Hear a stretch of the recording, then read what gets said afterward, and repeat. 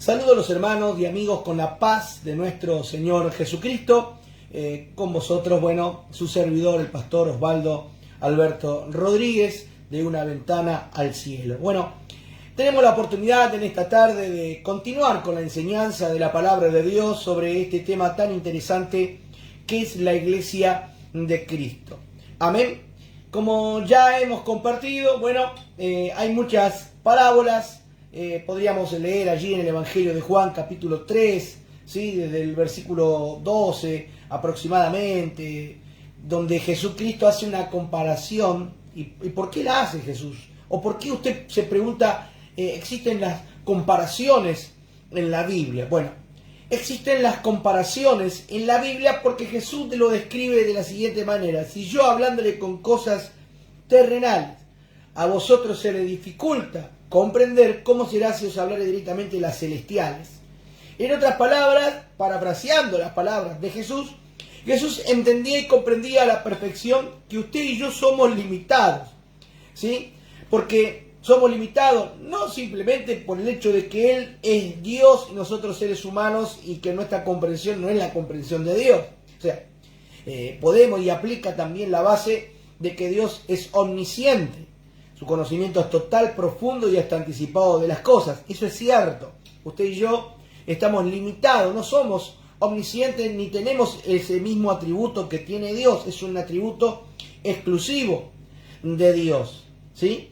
Pero si yo tengo que ver lo que quiso decir Jesús. Lo que quiso decir Jesús es que la limitación que usted y yo tenemos es que usted y yo no hemos ido al cielo para contemplar las cosas del cielo. Hay algunos que sí y han vuelto, pero básicamente son los menos, ¿sí? Y no significa que no exista, que no haya pasado el apóstol Pablo hasta el tercer cielo, dice el libro de la Biblia, amén, que él mismo conoció, amén. Así que existe la posibilidad de que alguien pueda ver las cosas que existen más allá de nuestra comprensión o de lo que ven nuestros ojos físicos aquí en esta tierra. Pero Jesús, por lo general, ninguno de nosotros lo ha conocido ni visto las cosas que están en el cielo, pero sí Él. Y Él es el que ha descendido del cielo. Y sería muy difícil para nosotros entender algo que nosotros no hemos todavía visto, ¿sí? En la Biblia usted puede llegar a encontrar, en teología se explica, en exegética se explica que hay dos maneras de interpretación o de inspiraciones en la Biblia. Una es la inspiración directa, donde usted puede encontrar en los profetas que dice Jehová el Señor, ¿sí? En otro pasaje usted va a encontrar que la Biblia dice, era como, ¿sí? La palabra símil, era como, quiere decir que Dios le estaba dando un ejemplo y el profeta lo describía con sus palabras, con las cosas que él previamente había conocido antes. Estas limitaciones y estas inspiraciones siguen, ¿sí? No fue solamente para el Antiguo Testamento y no fue porque, no estaba la manifestación permanente del Espíritu Santo de Dios. Usted recuerda que de tanto en tanto venía el Espíritu de Jehová sobre los profetas y estos profetizaban. Después de Pentecostés, a partir de nuestra unión con Cristo, aleluya, no solamente el Espíritu de Cristo está en nosotros, sino tenemos la posibilidad de ser investidos del poder de lo alto, tenemos la revelación constante parte de Dios en nuestra relación estrecha con Dios por medio de su Espíritu Santo. Pero eso no significa de que no necesitemos de ayuda, porque eso es lo que hizo Jesús, dio ayudas con ejemplos prácticos para que nosotros pudiéramos entender, ¿sí? Por eso dice, dándole ejemplos terrenales, ¿sí? Es lo que hizo Dios en principio, para revelarnos las Escrituras, para que nosotros los terrenales tengamos una noción de lo que Él nos quería compartir y enseñar. Por eso cuando comenzamos hablando de la iglesia, iniciamos desde el pasaje bíblico donde Él declaró, en base a la declaración de Pedro, edificaré mi iglesia, ¿sí? Dando por entendido, ¿sí?, en nuestra comprensión humana el ejemplo del edificio, para que en base a cómo es una construcción desde su base hasta sus columnas, ¿sí?, nosotros sepamos en comparación lo que Dios quiere para nosotros, la iglesia. Pero cuando Dios hace comparaciones, no hace comparaciones con una sola cosa, ¿sí? Hay una manera de interpretar la Biblia donde nosotros podemos decir, sin temor a equivocarnos, y es paradójico lo que voy a decir, porque digo sin temor a equivocarnos, donde no todos los símbolos son absolutistas, ¿sí? ¿Qué quiere decir que no son absolutistas todos los símbolos? Bueno, es que los símbolos en la Biblia no dejan de ser eso, símbolos. El símbolo es algo que utiliza Dios para que por medio de alguna de estas características que comparte con lo que es simbolizado, nosotros podamos llegar a entender. Pero puede verse de muchas maneras. Por ejemplo, mire, me acuerdo hace unos años atrás, en realidad hace muchos años atrás, ¿sí? Prediqué la palabra de Dios, un mensaje, hablé sobre, no recuerdo si era la harina o sobre la mujer y las 3 medidas de harina, etcétera. Pero bueno, dentro del mensaje hice mención de la levadura e hice una expresión, amén, sobre esta. Y terminó el mensaje y bueno, ahí yo me encontré con un pastor, ¿sí? Uno de los pastores de la institución de que yo había sido invitado y me dijo: usted, hermano, tiene mucho conocimiento, lo respeto, pero usted se equivocó. Digo, discúlpeme, hermano, dígame en qué, así yo puedo corregir. La verdad que si lo hice sin intención. ¿En qué me equivoqué, hermano? Explíqueme y enséñeme dónde está mi error. Y él me dijo: no, porque la levadura de los fariseos siempre es negativa, dice la Biblia. No, hermano. Espere, le digo. Si usted solamente por oír la palabra levadura la va a tomar de manera absolutista para solamente ver la parte negativa, primero y principal le dije: mire, con todo respeto, yo lo respeto y con humildad le pregunté dónde estaba mi error para yo aprender y subsanarlo. Pero me doy cuenta que el error no es mío, sino es suyo. Así que así como no tuve respeto, usted tenga respeto de que yo ahora le voy a explicar. Y el hermano se impactó y me dijo: bueno, explíqueme, hermano. Bueno, es sencillo. Primeramente, leyendo la Biblia tenemos que hallar la comprensión. Si Jesús dijo la mala levadura de los fariseos, quiere decir que hay otra que no es mala, porque si no, no estaría adjetivando la mala levadura o la vieja levadura, ¿sí? O la levadura de, ya hablando de quienes pertenecían, ¿sí?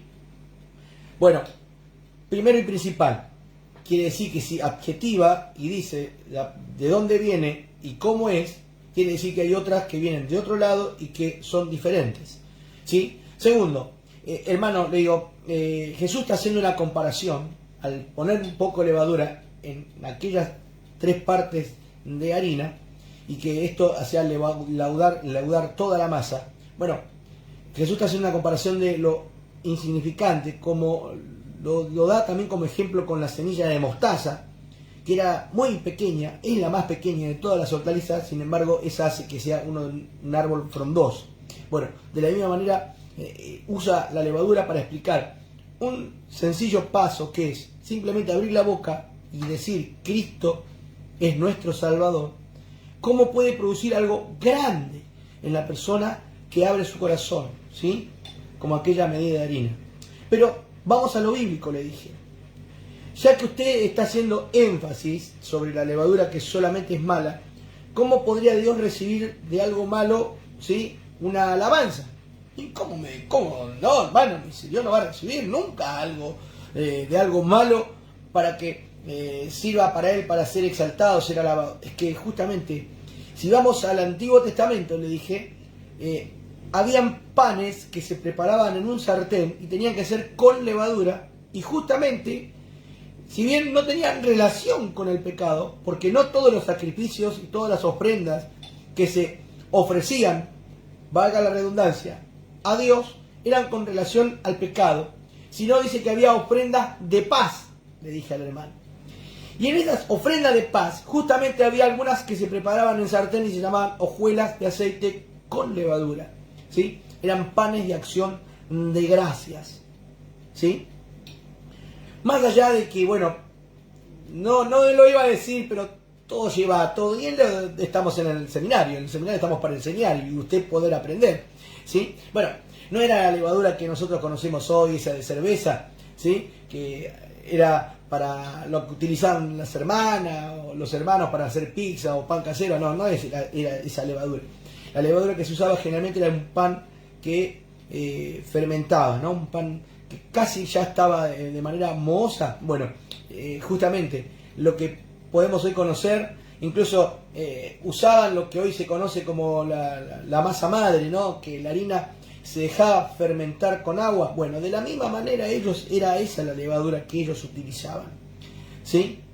Y todo un símbolo detrás, ¿no? Harina con agua, bueno, gloria a Dios, un día ya vamos a predicar, vamos a dar un estudio bíblico sobre el pan, y la verdad que Dios nos va a hablar de una manera maravillosa. Pero lo que yo quiero explicar, lo que yo quiero decirle, es que nosotros no podemos tomar los símbolos de manera absolutista, sino nosotros tenemos que entender que los símbolos tienen ciertas características que yo debo de utilizar para mi interpretación. Y Jesús usó de muchos símbolos. Por eso, cuando yo hablo de la iglesia, no puedo tener solamente de manera absoluta que es un edificio, sino que Jesús usó de muchos otros símbolos más para hablar de un mismo tema, ¿sí? Por eso, si hoy nosotros estamos enseñando sobre la iglesia de Cristo, tengo que entender, no solamente desde el lado del edificio de Dios, sino de una de las metáforas o símbolos más tremendos o impresionantes que hay en la Biblia sobre la descripción que hace Dios sobre justamente la iglesia. Voy a leer, lea conmigo, usted si está en su casa y tiene una Biblia, lea conmigo en 1 Corintios capítulo 12, vamos a estar dando lectura ya para iniciar, ¿sí? Cerrando ya esta introducción que no estaba en mi mente, pero bueno, se dio así y bendito sea Dios. Vamos al libro de 1 Corintios capítulo 12, versículo 12. Mire lo que dice la Biblia sobre otra manera de presentar que tiene Dios a la iglesia, ¿sí? Dice así la palabra: porque así como el cuerpo, verso 12 del capítulo 12 de 1 Corintios, porque así como el cuerpo es uno y tiene muchos miembros, pero todos los miembros del cuerpo, siendo muchos, son un solo cuerpo, así también Cristo. Porque por un solo espíritu fuimos todos bautizados en un cuerpo, sean judíos o griegos, sean esclavos o libres, y a todos se nos dio a beber de un mismo espíritu. Además, el cuerpo no es solo un miembro, sino muchos. Si dijere el pie, ¿por qué no soy mano? ¿No soy del cuerpo? ¿Por eso no será del cuerpo? Pregunta. Y si dijere la oreja, porque no soy ojo, ¿no soy del cuerpo? ¿Por eso no será del cuerpo? Vuelve a preguntarse. Si todo el cuerpo fuese ojo, ¿dónde estaría el oído? Y si todo fuese oído, ¿dónde estaría el olfato? Mas ahora Dios ha colocado los miembros, cada uno de ellos, en el cuerpo como Él quiso. Porque si todos fueran un solo miembro, ¿dónde estaría el cuerpo? Pero ahora son muchos los miembros, pero el cuerpo es uno solo. Ni el ojo puede decir a la mano, no te necesito, ni tampoco la cabeza a los pies, no tengo necesidad de vosotros. Antes bien, los miembros del cuerpo que parecen más débiles son los más necesarios. Y aquellos del cuerpo que nos parecen menos dignos, a estos vestimos más dignamente. Y los que en nosotros son menos decorosos, se tratan con más decoro. Porque los que en nosotros son más decorosos no tienen necesidad, pero Dios ordenó el cuerpo, dando más abundante honor al que le faltaba, para que no haya desavenencia en el cuerpo, sino que los miembros todos se preocupen los unos por los otros. Amén. Le agrego el verso 26, no podía dejar de leerlo, ¿no?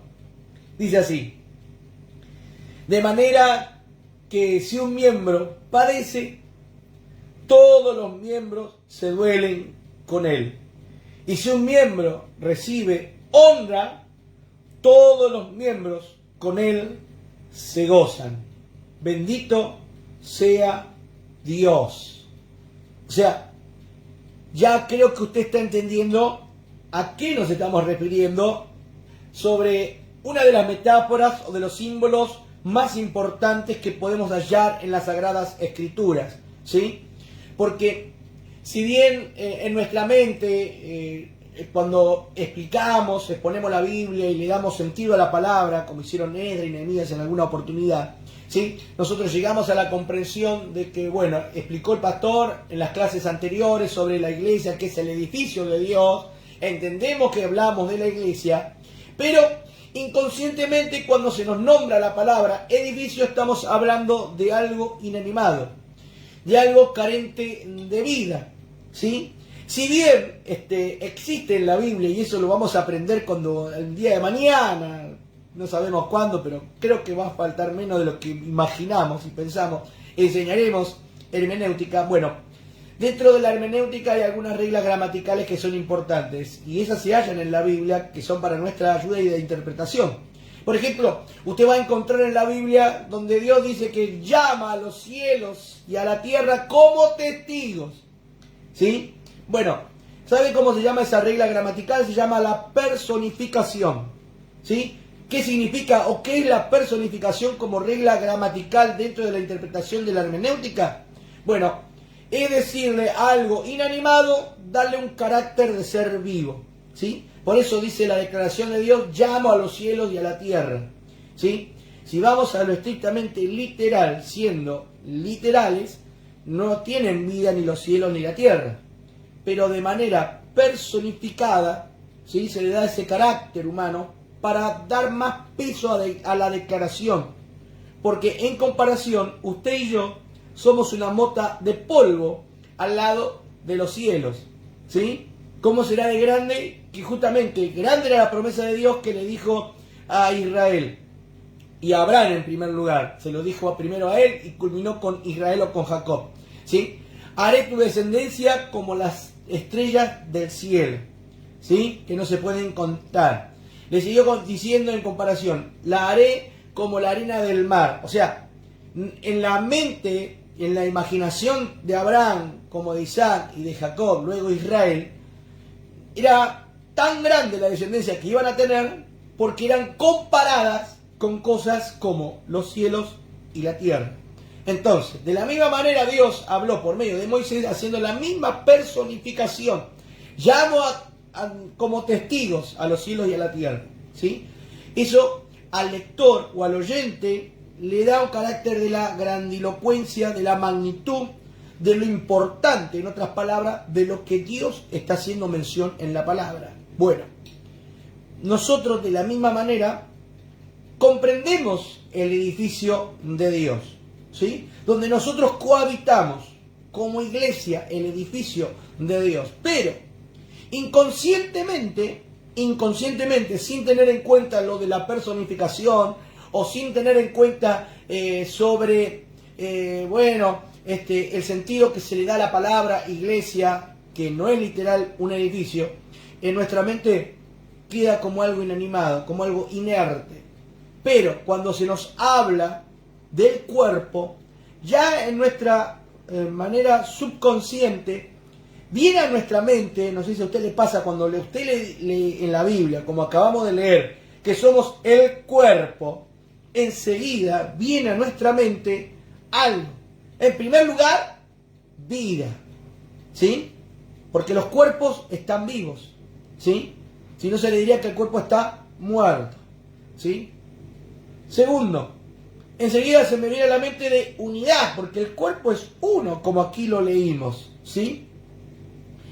Y tercero, gloria a Dios, aleluya, intimidad. ¿Por qué? Y porque no hay nadie mejor que nosotros para conocer nuestro propio cuerpo, ¿sí? Es más, hoy sostienen, hay banderas, hay pancartas, con mi cuerpo hago lo que quiero. Bueno, gloria a Dios, ¿sí? Ya captan la idea, ¿no? Del mensaje de esa persona, pero lo más importante es que entendamos lo que quiere decirnos Dios a través de su palabra, ¿sí? Así que cuando yo oigo de este símbolo o metáfora impresionante de las Sagradas Escrituras, donde Dios hace la comparación que la iglesia es un cuerpo, enseguida pienso en algo que está vivo, no en algo inerte como un edificio, algo que está vivo. Y lo que está vivo, mire, todo ser vivo se relaciona, todo ser vivo respira, todo ser vivo se mueve, todo ser vivo se alimenta. Amén. Estoy seguro que así lo que estoy explicando le está comenzando a usted a generar un entendimiento y también una curiosidad de saber más. Pero le doy gracias a Dios que sé que está abriendo el entendimiento cuando comenzamos a explayarnos de esta manera cuando hablamos del cuerpo. Le vuelvo a repetir, ¿no? Cuando oímos la palabra cuerpo, enseguida se nos viene a la mente sobre la vida. Y la vida se desarrolla, porque la vida un día nació, creció, ¿sí? Gloria a Dios, llegó a su madurez. Y luego le tocará como a toda vida. Porque ¿qué dice el libro de Hebreos? El hombre fue establecido de que nazca una sola vez, muera y después el juicio. O sea, es el orden de la vida. Y cuando nosotros oímos la palabra cuerpo, de la misma manera la podemos aplicar a nosotros, la iglesia. Porque es la comparación que el apóstol Pablo está haciendo aquí sobre lo que somos nosotros como iglesia de Jesucristo. ¿Cómo somos comparados por el apóstol Pablo? Como un cuerpo.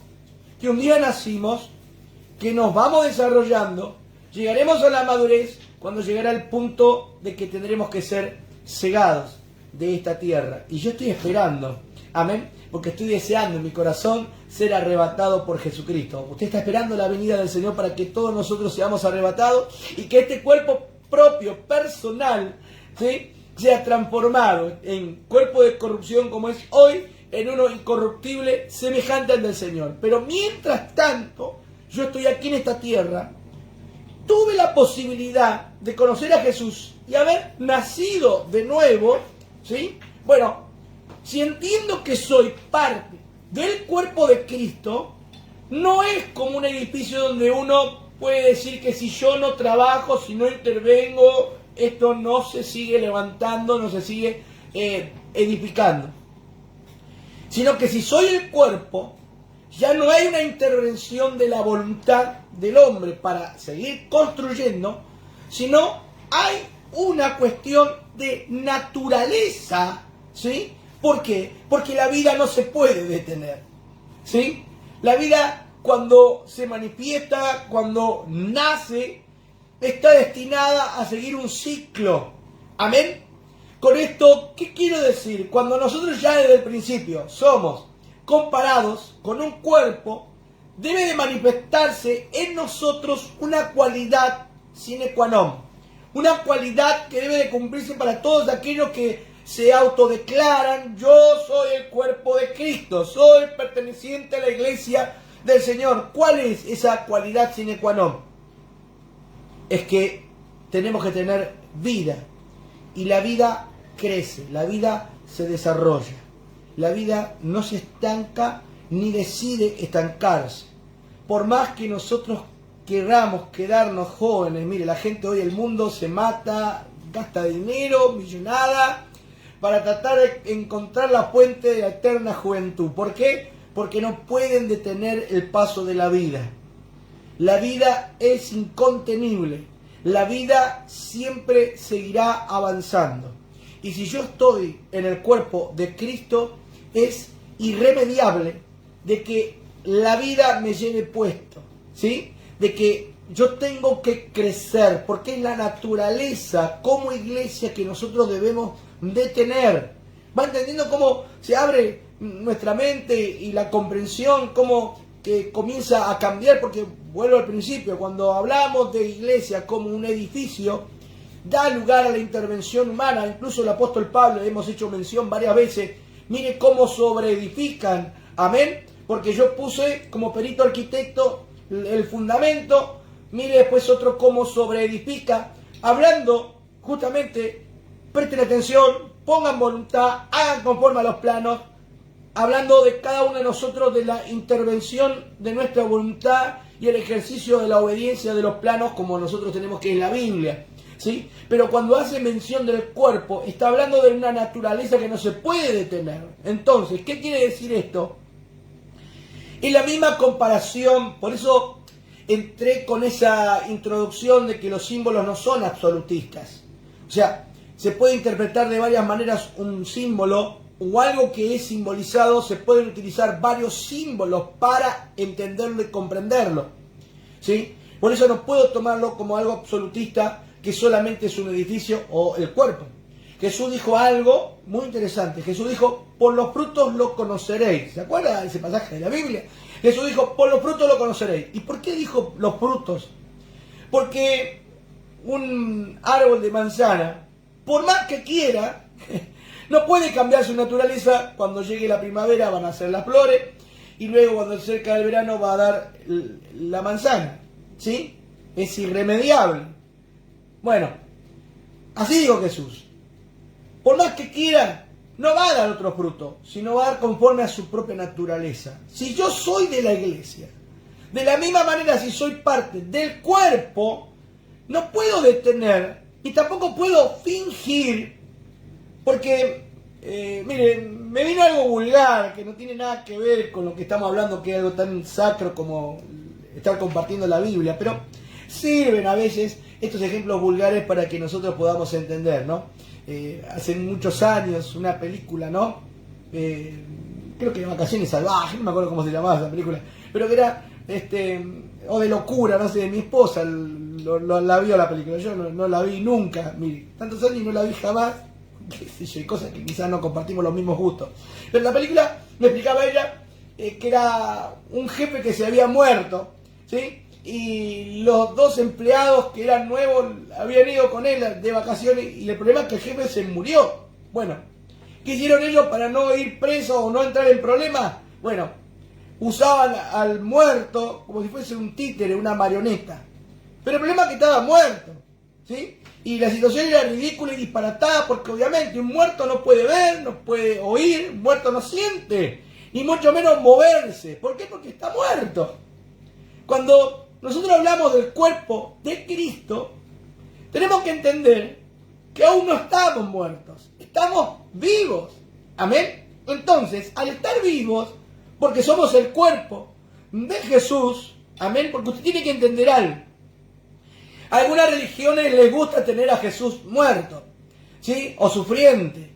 Por eso celebran misa, ¿sí? Donde solamente están diciendo del sufrimiento y de la muerte porque creen en la transustanciación de que el vino es la sangre y que la hostia es el cuerpo literal, la carne de Jesús. A mí me gusta no tenerlo colgado aquí con un símbolo de muerte como es la cruz, sino desde la promesa que dice la Escritura y dice la Biblia que sus cosas son sí y amén. ¿Cuántos lo creen? Pueden poner amén en su comentario. Bueno, dice la Biblia que Jesús resucitó al tercer día. Quiere decir que ya no está muerto, Jesús vive. Es más, las mujeres fueron al sepulcro para ver, bueno, cómo estaba el cuerpo, si faltaba algo, si tenían que seguir poniendo alguna especie aromática, si había que cambiar el sudario, etcétera. ¿Qué sucedió? Se encontraron que la roca que tapaba la entrada del sepulcro estaba removida. Y se asustaron. En ese momento se le apareció un ángel. Amén, se le aparecieron ángeles. Y uno le dijo así: ¿por qué buscáis entre los muertos al que vive? O sea, Jesús está vivo. Y aquí lo que nosotros hemos leído en 1 Corintios 12, desde el verso 12 en adelante, es que usted y yo somos simbolizados, comparados con un cuerpo, pero no de alguien que está muerto, porque se habla del cuerpo de Cristo. Si usted es el cuerpo de Cristo, usted tiene que estar vivo, porque Él declaró: muerte, yo seré tu muerte, y la muerte fue sorbida en victoria, y al tercer día Jesús resucitó. Porque si usted es la iglesia, si yo soy la iglesia, no pienso en la muerte segunda, la condenación, donde el gusano no muere, el fuego nunca se apaga, sino en las promesas de Jesús, que os daré vida y vida en abundancia aquí en esta tierra, pero también vida eterna, dijo Jesús. Si yo soy el cuerpo, ya tengo que empezar a entender y comprender de que la iglesia está viva. Y como tal, la iglesia que está viva tiene un desarrollo, amén, tiene un crecimiento, porque si no, no podríamos decir que somos la iglesia. O sea, ya no tiene que intervenir mi voluntad en el sentido, no, yo hasta aquí me quedo cómodo con lo que logré. No, hermano, si usted es parte de la iglesia, usted no puede detener el crecimiento, porque la vida no se puede detener. Por más que algunos busquen puente para la juventud, algunos estudien las células madres para tratar de prolongar la vida de las personas, traten de quitar la enfermedad o los achaques, todo lo que usted pueda llegar a argumentar, ¿sí?, que hace la ciencia para tratar de que las personas encuentren una eternidad. El ciclo de la vida no se puede cambiar. De la misma manera, yo debo de interpretar que si soy el cuerpo del Señor, de mí se debe de manifestar este crecimiento.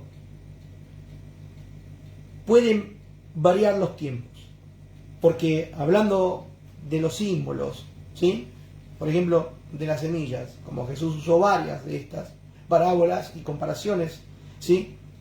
Bueno, hay una que una vez me habló Dios a mí directamente, trató conmigo Dios, porque bueno, yo me puse en lugar de juez. ¿Por qué me puse en lugar de juez? Porque yo miraba bajo el cristal de mis propios ojos y de mi vida, comparando a otros conmigo. ¿En qué sentido? Bueno, yo a los 16 años me entregué al Señor, a los 20 y pico de días, a los 23 días recibí el bautismo del Espíritu Santo, Dios me bautizó, a los 21 días, perdón, a los 21 días el Señor me bautizó con el Espíritu Santo, fue el tercer domingo, amén, que recibió al Señor, el Señor me bautizó, mire qué bendición, ¿sí? A los 16 años de edad.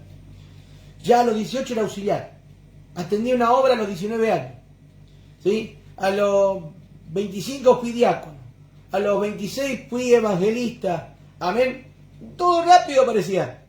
Y yo tenía eso, ¿no? De que si yo lo logré, si yo era así, los demás también. Y no era una falsa modestia, y en realidad sí, yo lo tengo claro de que todo don perfecto proviene de lo alto, no es mi talento, es Dios quien me lo ha dado. Pero yo no tenía en cuenta algo que el Espíritu de Dios me habló, para que yo deje de ser juicioso con los demás, y le diga, este es un vago, este no quiere pagar el precio, este no quiere hacer esto, no quiere hacer lo otro, siempre estancado. Me habló Dios y me dijo así, no todos son como la lechuga. Así me habló Dios. ¿Sí? ¿Cómo lechuga? Yo no soy lechuga. No. Así me habló el Espíritu Santo. No todos son como la lechuga. ¿Por qué me habló así Dios? Porque la lechuga al cuarto día ya se puede cosechar. Rápido se siembra y rápido ya se puede usar en sus frutos. Pero algunos son como el plátano, me dijo Dios. Busca. Nada más. Entonces, como Dios me dijo busca, yo tenía que obedecer. ¿Qué hice? Empecé a investigar, empecé a leer, diccionario, enciclopedia. No estaba todavía el internet tan de auge como está hoy en día, que tenemos un celular, ya googleamos, ¿no?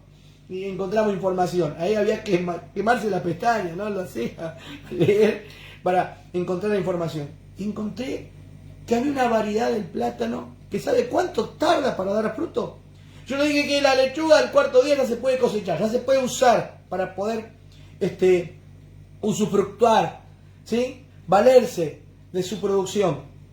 Pero hay un plátano que tarda para dar su primer fruto 50 años. Mire qué tremendo, ¿no? 50 años. Dios me hizo entender que tanto el plátano como la lechuga están vivas, están vivos. La diferencia es que algunos son más rápidos que otros, pero que si hay vida, la vida no se puede detener. Mientras haya vida, en un momento cuando fuere su tiempo, va a dar el fruto. Ahí Dios me hizo abrir los ojos y pude comprender que yo no tengo que juzgar si es mejor o no predicador. ¿Cuánto conocimiento tiene? A ver, ¿cuántos años tenés en el Evangelio? Ah, tenés 10 años, ya tendría que ser profesor de seminario. ¿Sí? Porque yo ya a los 9 años era director, no profesor, era director de 3 seminarios con 27 años de edad. ¿Sí? Pero no todos eran lechugas, como me dijo Dios. Yo tengo que entender que algunos son plátanos. Lo que yo tengo que fijarme es, como dijo Jesús, por los frutos lo conoceréis. ¿Y cómo lo conozco? Es si yo a ellos los veo vivos. Por eso no podemos decir que somos pertenecientes o partes del cuerpo de Cristo si no estoy vivo? Yo le pregunto a usted en esta noche, ¿está vivo? ¿Comparte esa vida abundante que solo Cristo nos puede dar? ¿O sigue involucrado en las cosas de este mundo? Mire que la Biblia dice que la paga del pecado es muerte. ¿Sí? Así dice el libro de Romanos, la paga del pecado es muerte. Mas la dádiva de Dios es, ¿qué cosa? Vida eterna en nuestro Señor Jesucristo. Si yo soy la iglesia, no solo soy un edificio que se va edificando y mucho tiene que ver mi responsabilidad para seguir creciendo como edificio, para seguir sosteniendo y sosteniéndome en las 4 columnas que hemos compartido. También debe haber una característica primordial, que si soy el cuerpo, en mí debe haber una naturaleza, y la naturaleza del cuerpo de Cristo es que está vivo. Jesús resucitó al tercer día. Recuerde esto. Y como estamos vivos, no estamos teniendo una vida donde solamente de continuo es el pecado, que es sinónimo de separación. La muerte es sinónimo también de separación. Si algo tienen en común el pecado y la muerte es que ambas separan, ¿sí? La muerte física, el alma del cuerpo. La muerte espiritual, el alma del espíritu.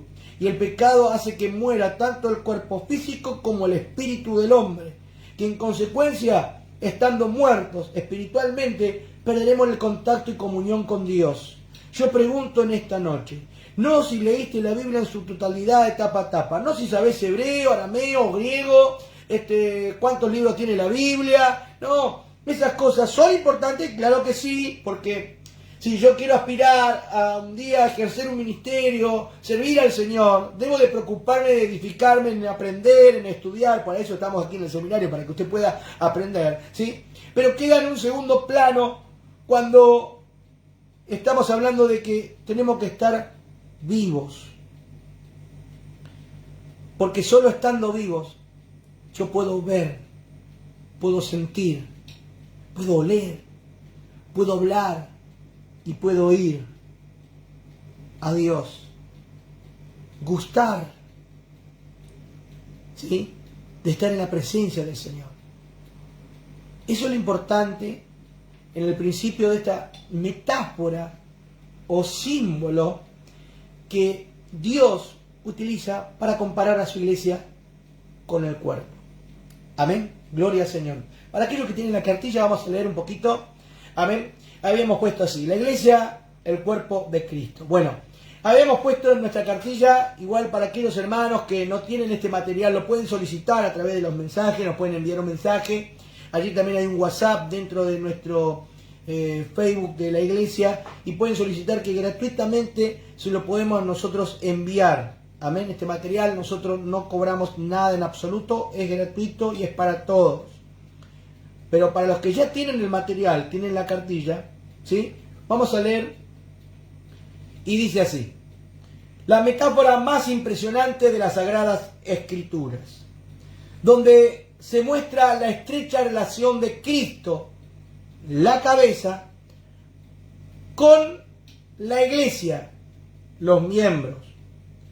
El apóstol Pablo hace esta descripción de manera de que comprendamos el papel de la iglesia. Presta atención en su relación con el mundo que nos rodea.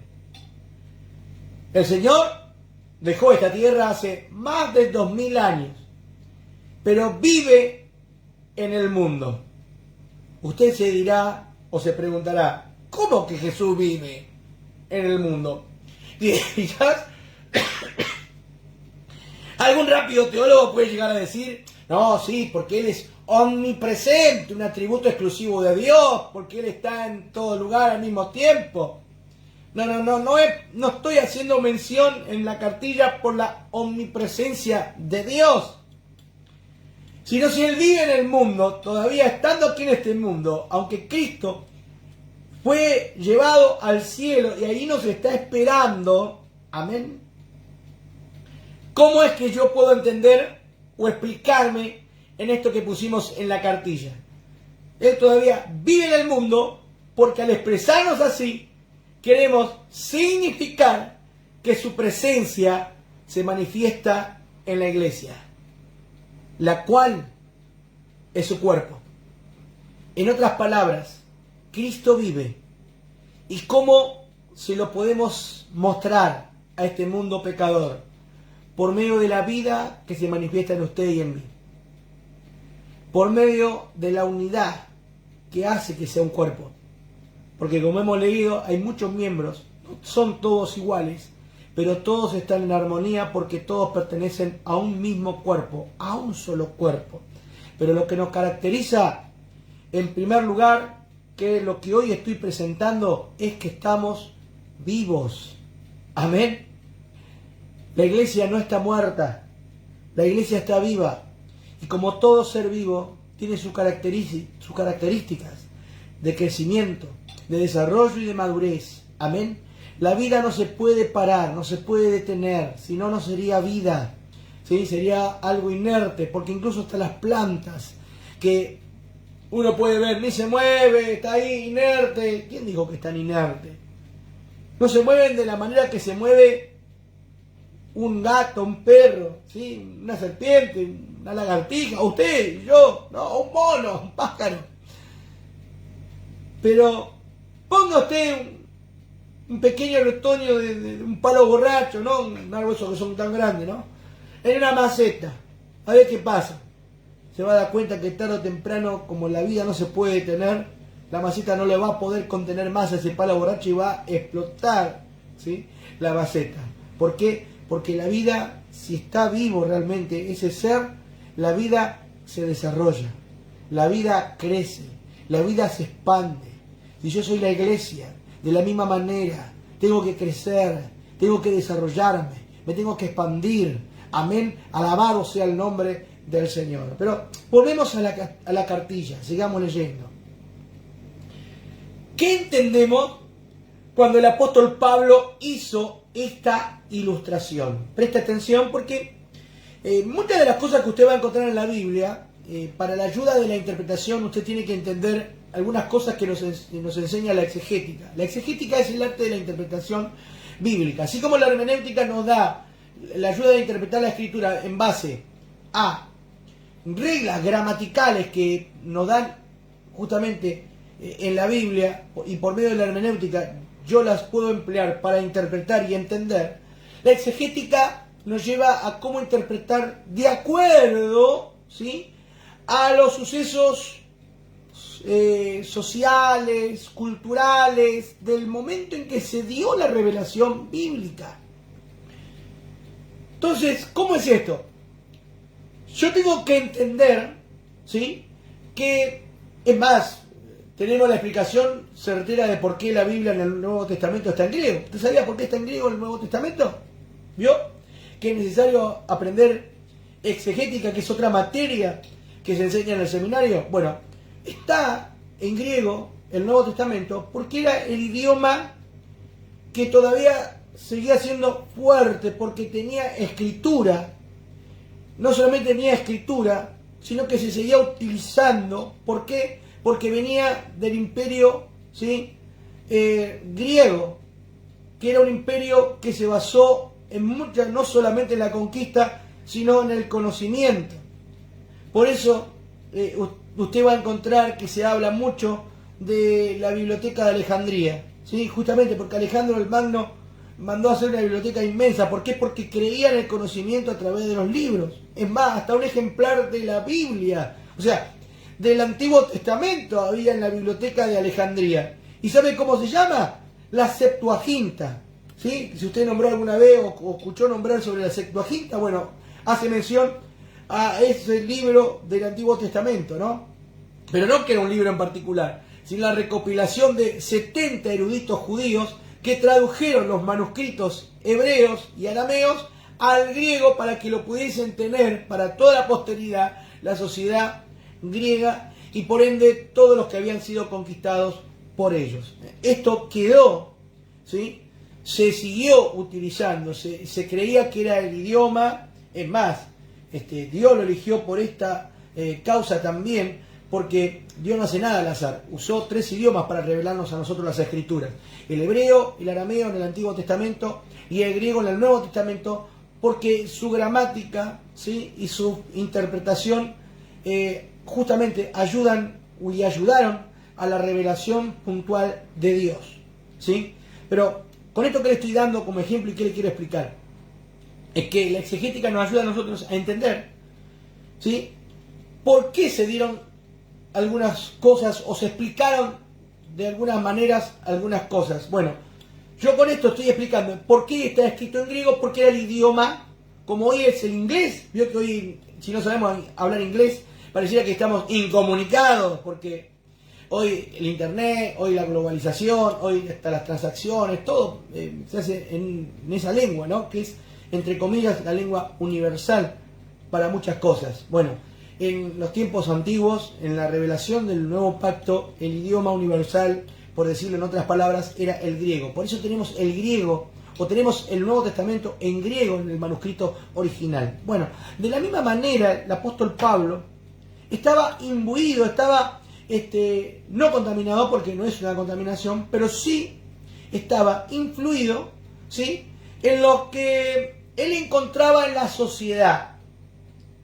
¿Y cómo era la sociedad en aquel tiempo? Bueno, la sociedad en aquel tiempo era una sociedad que estaba sojuzgada por un imperio que duró más de 1500 años. ¿Sabe qué imperio fue?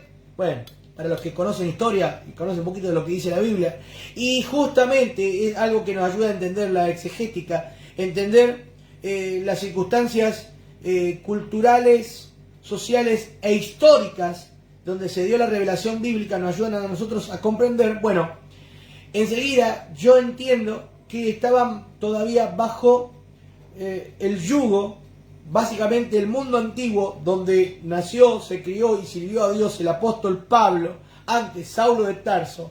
Es más, usted va a encontrar en Hechos de los Apóstoles que él hasta usufructuó, ¿sí?, lo predominante de aquellos tiempos. ¿Se acuerda cuando le dieron latigazo, que lo maltrataron un poco? ¿Él qué hizo? Sí que están dándole latigazos a un ciudadano romano. Porque él no había comprado, sino por nacimiento era ciudadano romano, porque era de Tarso, ¿sí?, una ciudad que pertenecía al Imperio Romano, ¿sí?, más allá que él era judío por parte de madre, ¿sí?, pero no nació en Jerusalén, nació en una de las tantas provincias romanas de aquel tiempo, pero él usufructuó, usó. Soy ciudadano romano, por ende tengo la facultad y el derecho de apelar ante el César. Bueno, eso él lo dijo porque conocía las leyes, lo dijo porque estaba imbuido, estaba en medio de una cultura que imperaba en aquellos tiempos. Así que eso mismo hizo Pablo, aquí donde yo estoy explicando lo que hablé al principio de la inspiración plenaria, que Dios nos inspira, pero nos da a nosotros la facultad de poder explicar con lo que conocemos culturalmente, lo que está a nuestro alcance para poder explicar cosas que sería imposible. Como dijo Jesús, si hablándole las terrenales no entendéis, ¿cómo será si os hablaré directamente las celestiales? Bueno, Pablo estaba imbuido y conocía bien cómo era la jerarquía, cómo eran las cuestiones dentro de lo que era el Imperio Romano. ¿Por qué? Porque se usaba justamente la figura o la metáfora del cuerpo para hablar justamente de las clases sociales y de las jerarquías sociales dentro del Imperio Romano. Se representaba la cabeza como las clases más altas y como la clase dirigencial, como en este caso el emperador. Y se usaban las manos para explicar, porque uno con la mano puede sostener un escudo, una lanza o una espada, ¿sí? Se usaban las manos para explicar el rol que tenían los ejércitos romanos.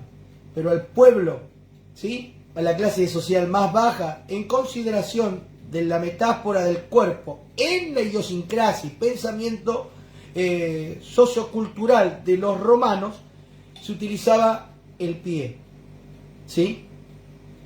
Los pies eran lo que manifestaban, simbolizaban, ¿sí?, lo que justamente era la parte más baja del cuerpo, porque nuestros pies están sobre la tierra, ¿sí? Sin embargo, qué maravillosa figura, toma mayor relevancia. ¿Vio? Cuando uno explica un poquito sobre exegética y cómo también estudiar y aprender un poquito de historia, no de historia universal, historia de lo que fue la circunstancia en que se declaró o se reveló las Sagradas Escrituras, cómo nos ayudan a entender algunas cosas que sucedieron en las Escrituras. No está en la cartilla para los que quieren buscar, pero sí yo lo agregué, después lo voy a agregar en la cartilla, cuando termine la cartilla en su totalidad, voy a mejorarle y le voy a alcanzar a los hermanos, pero mientras tanto se lo voy a leer. Mire, le voy a leer el Evangelio según San Juan, cómo cobra significado, ¿no?, más fuerte cuando explicamos estas pequeñas cosas, estos detalles que son importantes, ¿sí? Lo que hizo Jesús, por ejemplo, en el Evangelio de Juan, capítulo 13, verso 5, mire lo que dice la Biblia. Vuelvo a repetir la cita bíblica, Evangelio de Juan, capítulo 13, versículo 5. ¿Cómo pasó la hora? Ya vamos 52 minutos de estudio y recién estamos por el, podríamos decir, 30% del estudio. Así que martes que viene seguramente seguiremos desarrollando y si Dios quiere culminando, o si no nos demandará otro martes más. Pero no estamos perdiendo tiempo ni nos estamos yendo por las ramas. Estamos dentro de lo que es el plan de este estudio y lo más importante, estoy seguro de que Dios le está hablando, que eso es lo más trascendente en esta noche. Vuelvo a repetir la cita bíblica, Evangelio de Juan capítulo 13, verso 5 en adelante. Mire lo que dice la palabra de Dios, hasta el versículo 15, vamos a dar lectura. Luego puso agua en un lebrillo y comenzó a lavar los pies de los discípulos y a enjugarlos con la toalla con que estaba ceñido. Entonces vino a Simón Pedro y Pedro le dijo: Señor, ¿tú me lavas los pies? Respondió Jesús y le dijo: lo que yo hago, tú no lo comprendes ahora, mas lo entenderás después. Pedro le dijo: no me lavarás los pies jamás. Jesús le respondió: si no te lavare, no tendrás parte conmigo. Le dijo Simón Pedro: Señor, no solo mis pies, sino también las manos y la cabeza. Jesús le dijo: el que está lavado no necesita sino lavarse los pies, pues está todo limpio. Y vosotros estáis limpios, aunque no todos. Porque sabía quién le iba a entregar, por eso dijo: no estáis limpios todos. Así que, después que les hubo lavado los pies, tomó su manto y volvió a la mesa y les dijo: ¿sabéis lo que he hecho? Vosotros me llamáis maestro y señor, y decís bien, porque lo soy. Pues, si yo, el Señor y el Maestro, he lavado vuestros pies, vosotros también debéis lavaros los pies los unos a los otros. Porque ejemplo os he dado, para que como yo os he hecho, vosotros también hagáis. Amén y amén. Gloria a Dios. Qué tremendo, ¿no? Decía que iba a tomar un mayor significado y relevancia lo que estamos explicando sobre este pensamiento que estaba influenciado, que conocía a la perfección el apóstol Pablo, porque él dijo: soy ciudadano romano, sabía de las leyes, sabía de la cultura, conocía de lo que estaba diciendo y haciendo el apóstol. Bueno, cuando vino la revelación bíblica a través del Espíritu Santo de comparar a la iglesia como un cuerpo, él tenía en su mente de que los que iban a recibir, porque eran los corintios, ¿sí? Corintio también era parte del imperio romano, ¿sí? ¿De qué estaba hablando? Y estaba hablando sobre diferentes escalas, estaba hablando sobre diferentes autoridades y de clases distintas. Pero si usted prestó atención desde el verso 12 al 26 que hemos leído allí en 1 Corintios, ¿sí? 12, entendemos que él dice que todos somos necesarios, hasta los pies son necesarios. Entendemos que él dice que hay algunas partes que son menos decorosas que otras y que esas debemos de cuidar o dar mayor importancia o cuidado que aquellas que no necesitan tanto decoro porque ya ordenadas por Dios y puestas por Dios en el cuerpo, tienen su decoro propio. Los romanos en su soberbia y para tratar de controlar se comparaban la clase social más alta y los dirigentes, incluso el emperador, como la cabeza. Hablaban y comparaban las manos como el ejecutor de lo que decía la cabeza, si era necesario pasar por la escudo, la lanza o la espada para sojuzgar a los demás. Y a las clases más bajas como el pie. ¿Sí? ¿Por qué? Porque son los que están junto al polvo. No existían los mocasines o las zapatillas como hoy en día usamos. O como las hermanas que usan zapatos de taco alto para, bueno, primero para ser más alta y otra para estar más despegada del piso, ¿no? Bueno, no existía en ese momento. Lo que había eran sandalias.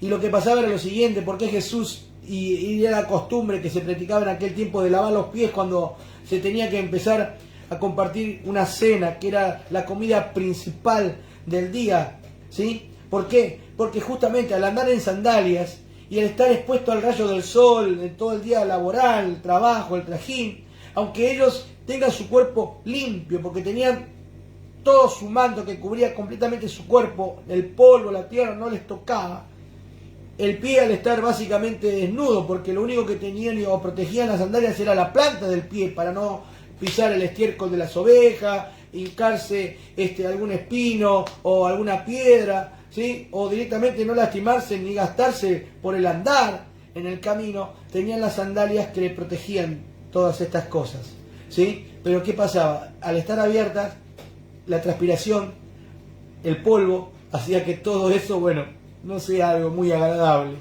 Ni de aquí era agradable. Entonces se tenía la costumbre no solamente de lavarse las manos, sino de lavar los pies. Y qué maravilloso que Jesús nos dio ejemplo, porque Él hizo eso. Les doy ejemplo. Porque ustedes dicen de mí que soy maestro y que soy Señor. Y es verdad. Jesús es el que lo sabe todo, el que nosotros tenemos que oír para aprender. Amén. O sea que Él es el más importante, el que tiene todo el conocimiento. También se declara Señor. Quiere decir que Él es el que tiene la potestad de dar órdenes y decir las cosas como son. Amén. Pero también algo maravilloso e importante. No se olvidó Jesús. No se olvidó y nos dio ejemplo a nosotros.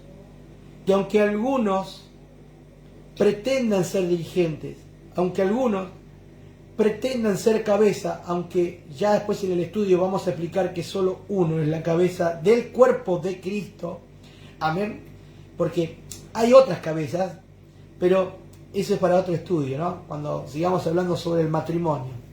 Pero en la iglesia el único es Cristo. Pero Él, siendo cabeza, nos dio ejemplo de que debemos de servir a todos. Y cuando hablamos de servir a todos, incluso de lavar lo que los romanos consideraban la clase más baja, los pies, los que están expuestos a la suciedad, los que pueden llegar a dar mal olor, ser algo desagradable, por la transpiración, por la tierra, ¿sí? Por lo que fuere, por lo que haya pisado, por donde haya andado. Si somos el cuerpo de Cristo, nosotros, ¿sabe qué? Seguiremos la directiva de la cabeza, que es el Señor, su ejemplo, gloria a Dios, y como iglesia iremos a buscar, a lavar, a limpiar, para luego compartir lo maravilloso de Dios. Este es el estudio por hoy, la presentación de esta metáfora, este símbolo maravilloso del cuerpo de Cristo, que es la iglesia. Amén. Con ustedes su servidor, el pastor Osvaldo Alberto Rodríguez. Para mí una bendición haber compartido con usted esta clase. Amén. Ya estamos por finalizar la transmisión, pero sin antes despedirnos con el saludo apostólico como hacemos habitualmente, levantando nuestras manos al cielo y diciendo todos juntos que la gracia de nuestro Señor Jesucristo, el amor de Dios y la comunión de su Espíritu Santo sea sobre cada uno de nosotros desde ahora y para siempre. Amén. La clase por hoy ha finalizado. Que Dios me lo bendiga y que Dios bendiga a continuación en su día. Gloria a Dios.